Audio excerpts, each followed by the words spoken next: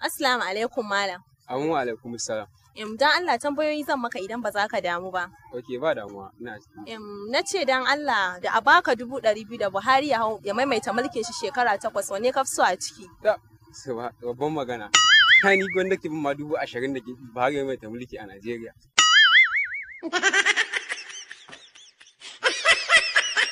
Yanzu kenan kana nufin gwara 20,000 da maimaita mulkin Buhari kenan? 20,000 a tafi mu amfani akan Buhari. Amma to kana da dalili me yasa ka ce haka? Saboda ina da dalilai da yawa. Zan so in ji amma ko da ɗaya daga cikin su. Dalilin ai suna da yawa ba su lissafuwa. Ok, yanzu dai kana so ka nuna min cewa gaskiya da mulkin Buhari gwara an baka kyautan 20,000. Zai fi mu amfani ba? To shikenan nagode. Zan iya maka wani tambayan dan Allah bayan wannan? Ok, ina ji. Na ce dan Allah me ake nufi da sakaina? Sakaina? Eh. Sakaina dai kamar wata abu ce take fitowa haka.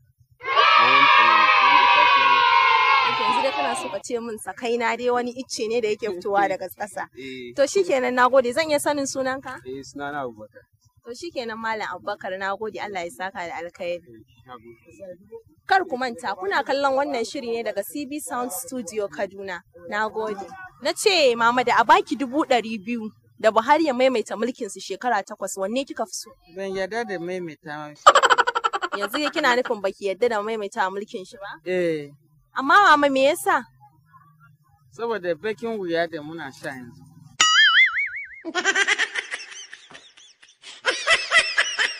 Ok, kuna shan wahala a mulkin Buhari kenan. Mun sha wahala sosai. Mun sha wahala sosai mama. To shi kenan mama. Ga rashin abinci ga wahala. Duka yanzu iya ra'ayinki kenan akan mulkin Baba Buhari? Yanzu dai kenan mama kin fi son a baki kuɗin akan ya ƙara maimaita shekara 8 akan karagar mulkinsa. Ban yarda a bani kudi ya sake maimaita mulkin. To shi kenan mama mun gode Allah ya saka da alkhairi. Kar ku manta kuna kallon wannan shiri ne daga CB Sound Studio Kaduna. Assalamu alaikum malam. Wa alaikum assalam wa rahmatullahi ta'ala wa barakatuh. Nace dan Allah zan dan iya maka wasu tambaya idan ba za ka damu ba? Ba zan damu ba. Nace a baka naira 200,000 da Buhari ya maimaita mulkin sa shekara 8 nan gaba wanne ka fi so a cikin su? Ai wannan ma labari kike yi.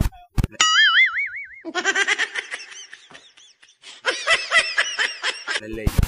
Na rake hada 200,000 da Buhari ko da an ce musulmi dan uwan musulmi amma lallai da wannan mulki na Buhari wara 200,000.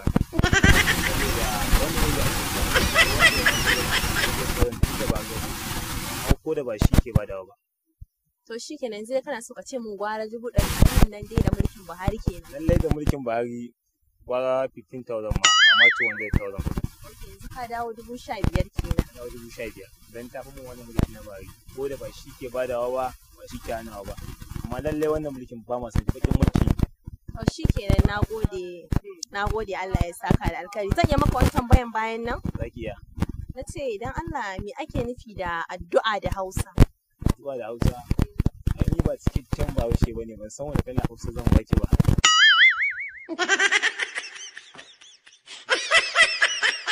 Assalamu alaikum malam. Wa alaikum assalam. Na ce dan Allah zan iya maka tambayoyi idan ba damuwa? Ba damuwa za ki iya yi.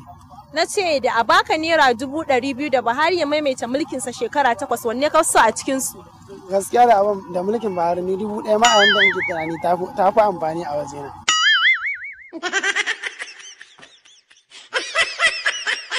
Yanzu kana nufin naira 1,000 ta fi amfani da mulkin Buhari kenan? To abin da za ka mora a yafi wannan ba ka mora ba. Hausawa sun ce kudin dirin gatarinka ya fi sa rika bani.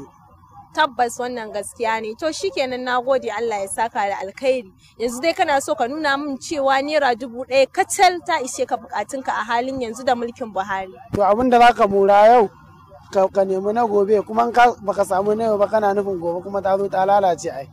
To shikenan nagode. Amma zan iya sanin sunanka? Sunana Sahabi Adamu. To malam Sahabi Adamu Allah ya saka da alkhairi. Zan iya maka wani tambayan bayan nan? Za ki iya yi. Me ake nufi da addu'a da Hausa? Ka roƙi abin da Allah zai baka domin ka gyara gobanka. Ka roƙi abin da Allah zai baka domin ka gyara gobanka shine nufin addu'a da Hausa? Assalamu alaikum. Alaikum salam. Na ce zan iya sanin sunanka? Eh. To ka gaya min sunanka mana. Sunana Abdul. So Abdul, zan iya maka wani tambaya idan ba za ka damu ba? Za ki iya. Za ka iya bani ansa? Za ki iya. Na ce da a baka 200,000 da Buhari ya maimaita mulkinsa shekara 8 wanne ka fi so a ciki? Ƙwara a bani naira 5 na je na sha alewa da Buhari ya maimaita mulkin shi.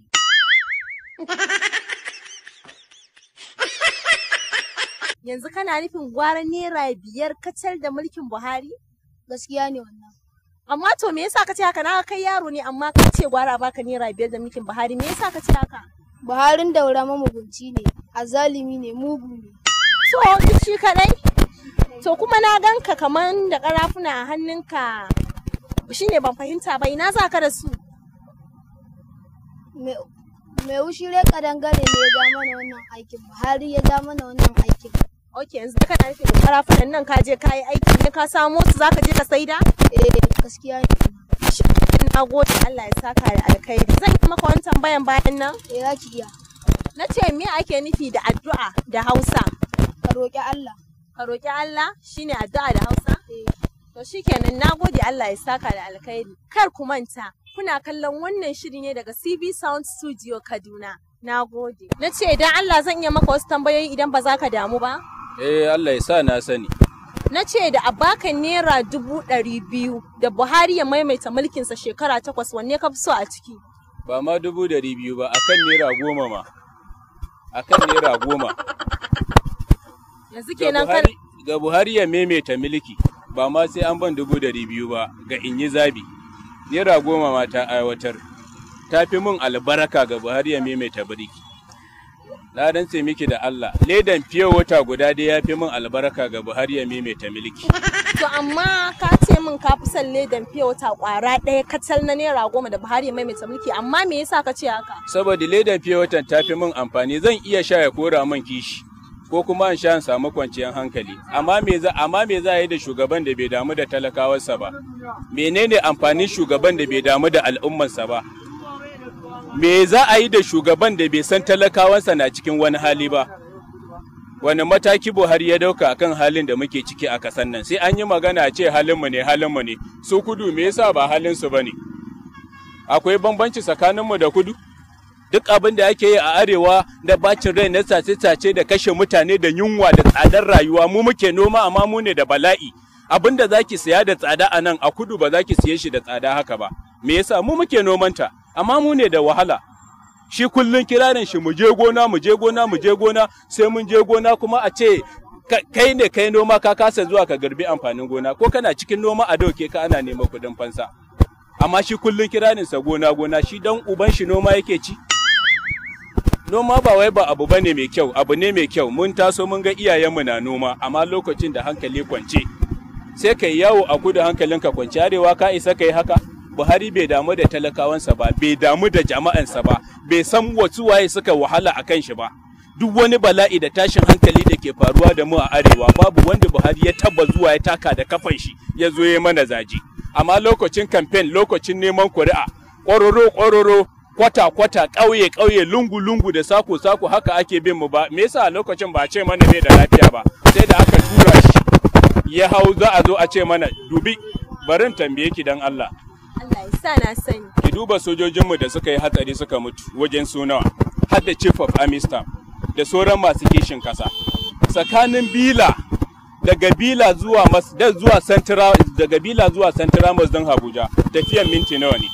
Da shugaban kasa ba zai iya takawa ya zo zana'ijan Chief of Army Staff ba. Amma an kashe mutum da ya tal a kudu. Mutumin ne ya dinga bala'i yana tada jijiyan wuya, da bala'i sai da yasa aka kamo mutanen da suka yi wannan abin. Amma ki duba arewa mu ne da zabe, mu ne da wahala, mu ne da tura shugabanni, amma mu ne kullun cikin bala'i da tsadar rayuwa. Yau in kana da mata hudu sai dai ka saki guda uku ka zauna da guda daya. Me yasa? Tsadar rayuwa. In kana da mata biyu sai dai ka sallami guda daya ka zauna da guda daya. Ba dan baka santa ba, ba dan babu soyayya tsakaninku ba, me yasa? Tsadar rayuwa. Mu ne da noman matsara, amma mu ne da bala'in tsadar masara. Mu ne da noman shinkafa, amma sai wani ya shekara bai ga shinkafa ba.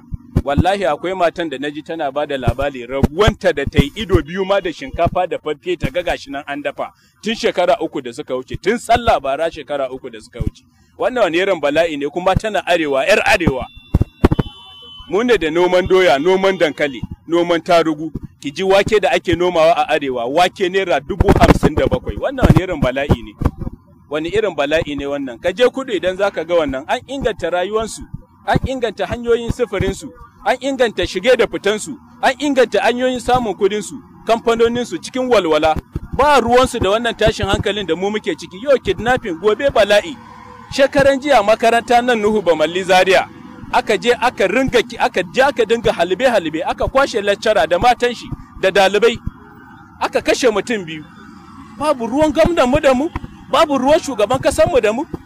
Sai lokacin zabe ya zo a dinga bin mu ƙwararo, malamai yan izala munafikai ku ta bin mu masallatai, kuna wa'azi, kuna ku zabe mene, ai ta bin mu haka lokacin zabe. Dab da zaben Buhari nan, malamai izala suka ringa bin mu masallatai, ƙuri'an ku Buhari, ƙuri'an ku ya kafsa yayi mana ba daidai ba za su iya zuwa su je su same shi su gaya mai yayi ba daidai ba, amma sun iya tusa mana imani akan mu zabe su. A lokacin nan baka isa ka ce ba sai Buhari ba wallahi. Kana cewa ba Buhari ba, Buhari dole, canji dole, mun manta da Allah. Kana cewa ba sai Buhari ba, wani zai iya cewa kai kafiri ne wallahi. Gidajen mutane dattawan mu na arewa, gidajen dattawa nawa aka kona. Akan sun ce ba sai Buhari ba. Yau kuma mun zabi mutumin nan. Cikin mun fito kwanmu da kwarkwatan mu cikin wahala, cikin rana, kana dan arewa.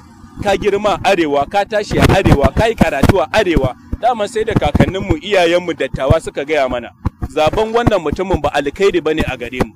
Zaben wannan mutumin wallahi da Atiku muka zaba ya fiye mana alkhairi wallahi. Wallahi zaben Buhari masifa ne. Ga Buhari ya maimaita miliki, gwara a bani fiye wata kwara dai ya fiye min alkhairi ga Buhari ya maimaita miliki. To shikenan, nagode, amma zan iya sanin sunanka? Sunana Sultan Abdullahi Musa. To Malam Sultan Abdullahi Musa daga Angon Dosa, nagode, alsaka da alkai. Zan iya maka wani tambayan na biyu? Zaki iya, Allah ya sa na sani. Me ake nufi da tukuba? Tukuba? To wannan kuma kalma ce ta Hausa. Kalma ce ta Hausa. Kin samu ba mu girma cikin kakanninmu ba.